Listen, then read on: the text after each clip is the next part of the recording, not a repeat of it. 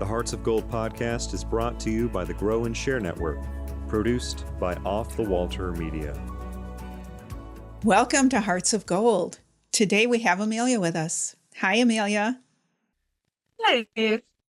Can you tell us about your Girl Scout Gold Award project? So my Girl Scout Gold Award project was creating an app called Historic Lamont, and it is a location-aware walking tour app of my town, and it covers sort of the hidden gems that are just like there. You never think about them, but there's so much history and so much has happened there, and I just wanted to share that with my community. And just for perspective, Lamont is a suburb of Chicago, correct? Yes, it is. What prompted this project for you? That I went on one of the walking tours from the Lamont Historical Society. I'd been trying to go on one for a few years, but there's really limited availability. It's like annual or semi-annual, and only 20 people could go.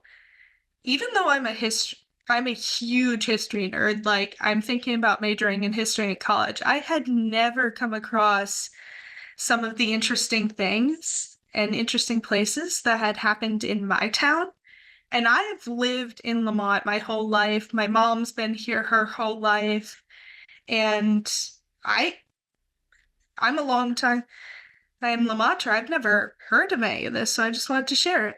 What's an example of one of the interesting history facts you learned while working on your project? One of my favorite places that I came across during my project is the local metro station.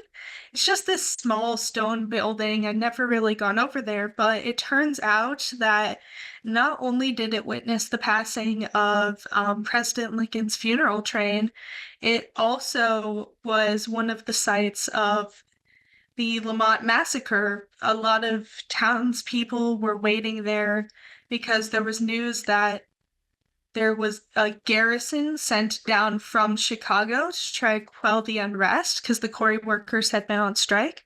So they were sort of meeting there to try to corner the garrison workers garrison soldiers before they could get into the town.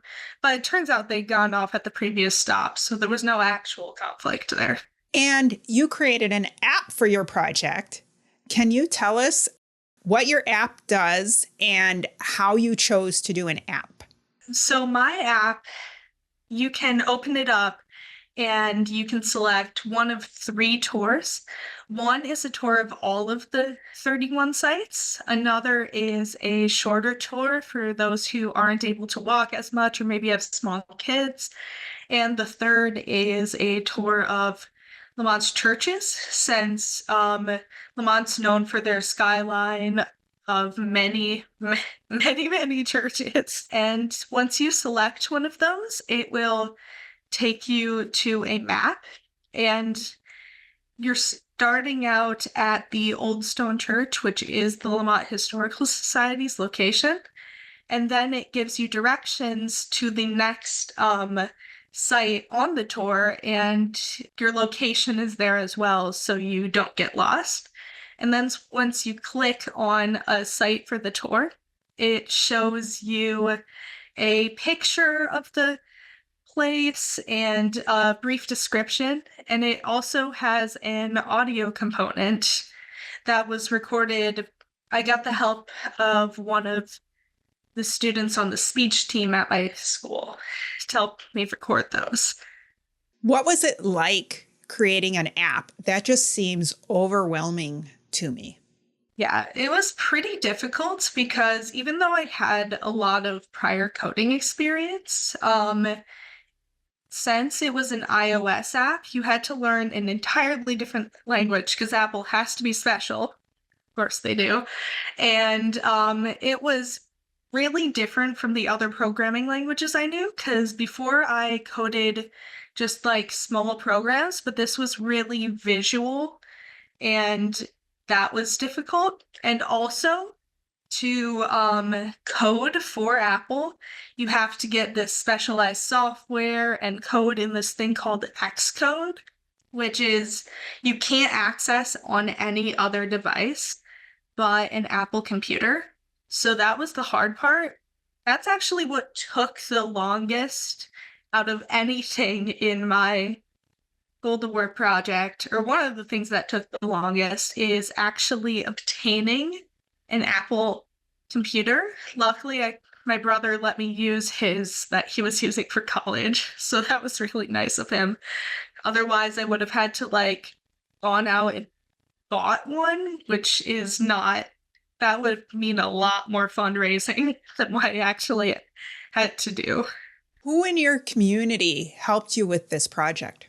First, I approached the Lamont Historical Society, and they gave me access to a list of sites that they had on their tour and some materials to help research those sites and some other sites. And then I went to my local history teacher, and he helped me by giving me a list of a few other sites that he took his students to that weren't on the list already. After that, I approached the Lamont High School Historical Honor Society called Rho Kappa. I worked with them to get the help of some of their students to write the actual descriptions, because since I was a member of Rho Kappa, I noticed there wasn't a lot of historical community service that was able to happen.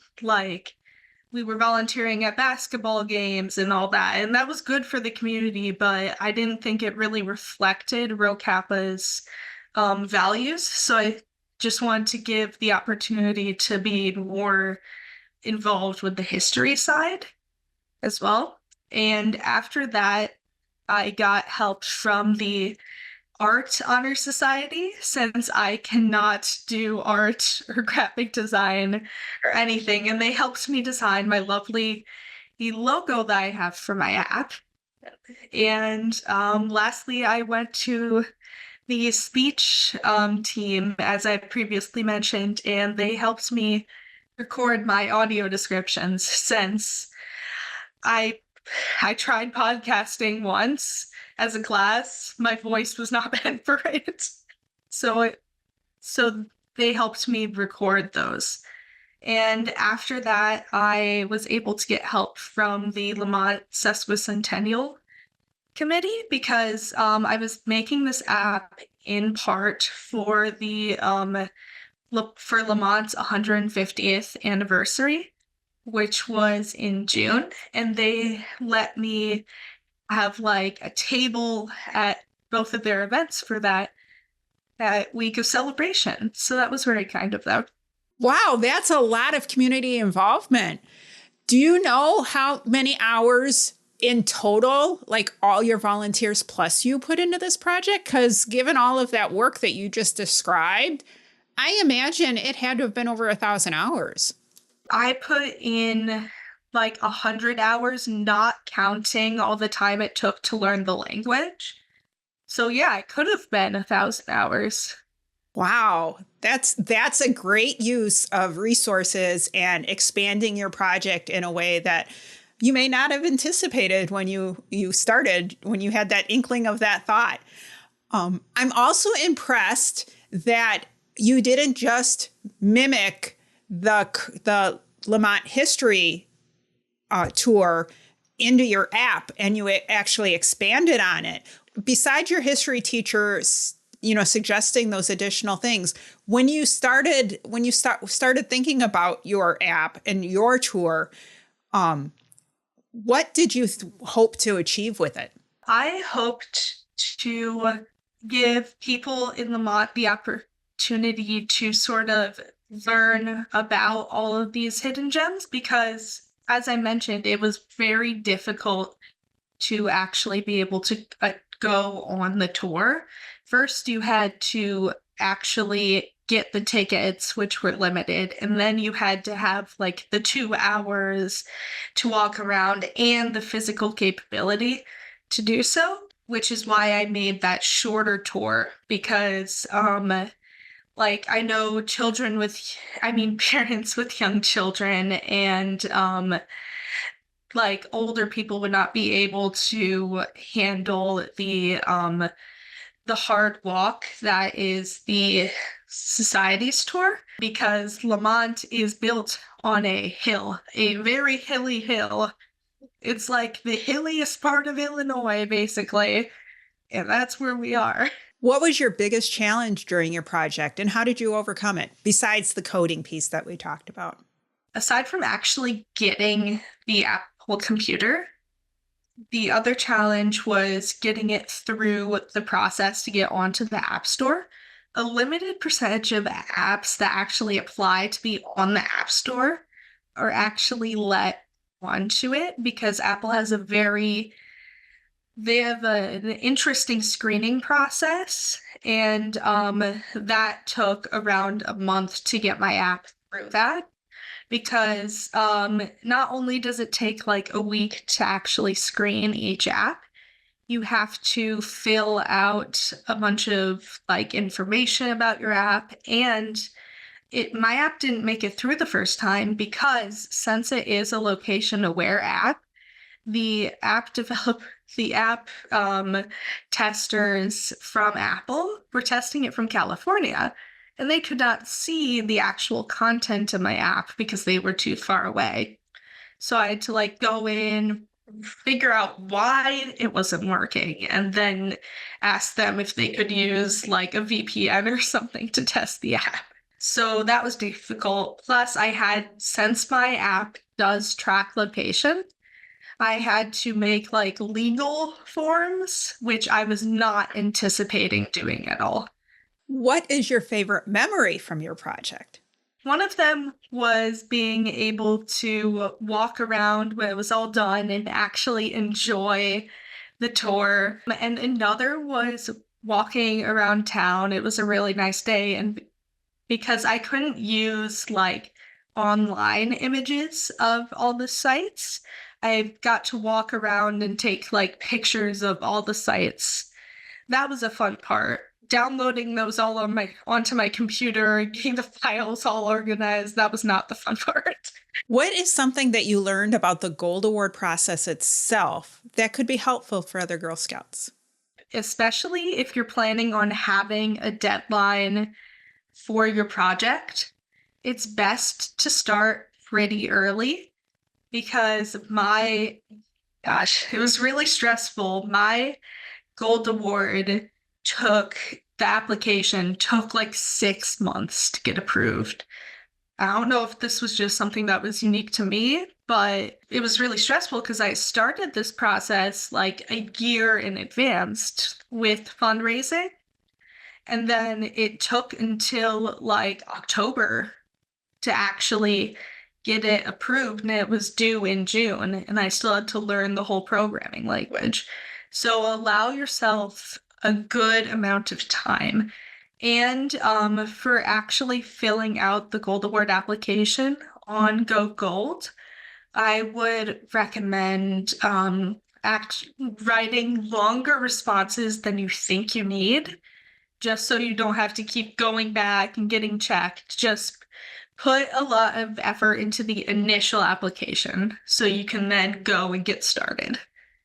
Yep, there's those 2,000 character boxes. Use your 2,000 characters and use them wisely. Don't use filler words, but share as much of your thoughts as possible in those boxes. I 100% agree. What is going on with your app now? Who's managing it for you? Since it is on the Apple App Store, there's not a lot of management that's needed, but I was able to, as part of my big Gold Award like campaigning push at the end for my app, I printed out like 500 business cards, and I designed all those, and I gave half of those out at the event.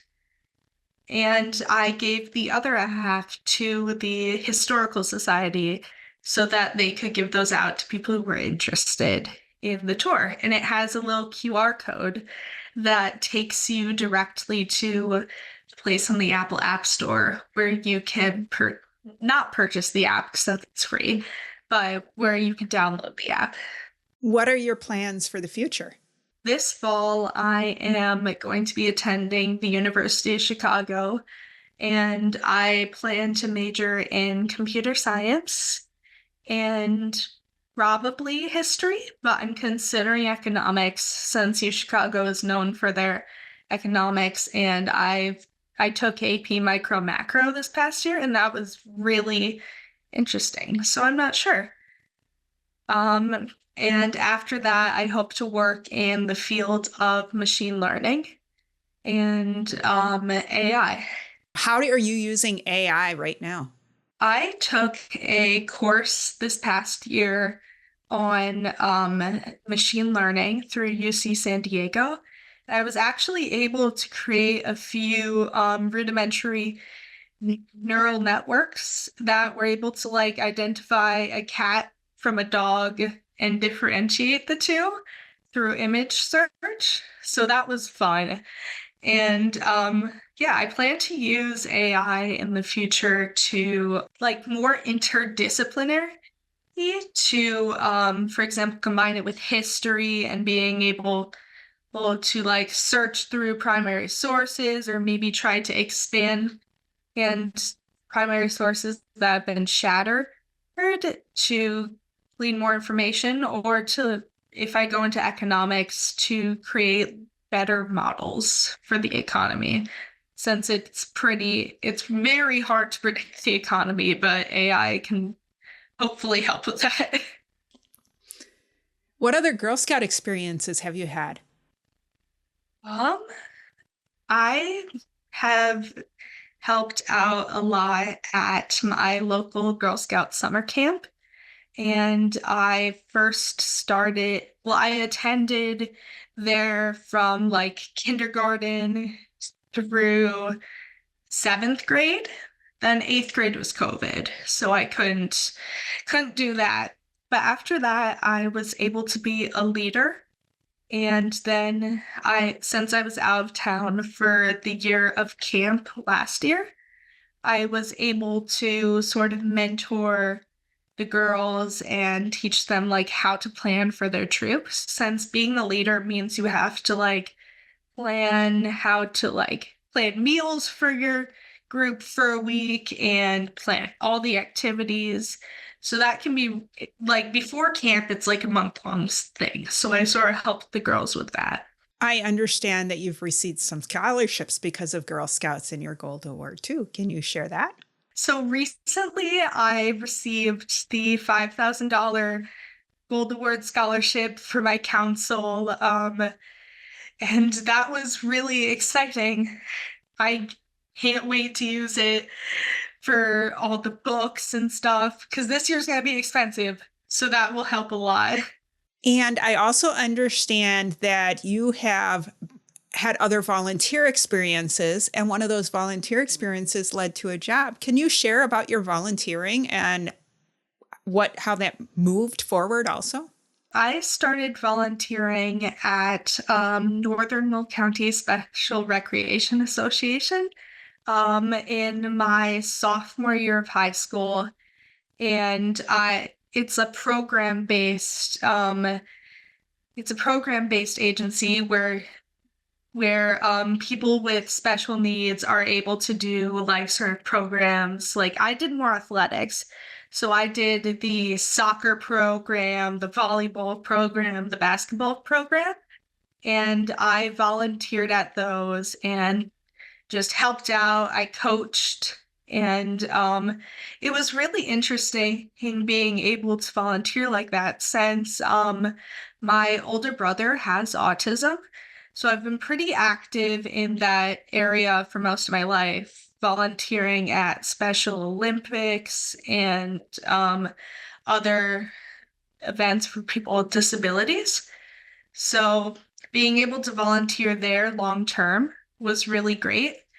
And after I volunteered for around a year, I was offered a job since they really enjoyed me being there as a volunteer, having a job there would allow me to have like more responsibility and be able to do things I couldn't do when I was a volunteer. So I still work there right now, but when I'm going to college, I won't be able to. So I'm gonna have to stop working there this fall, and that makes me that's sad. But I hope to still be able to work winter break camps, all that. What else would you like to share with the audience?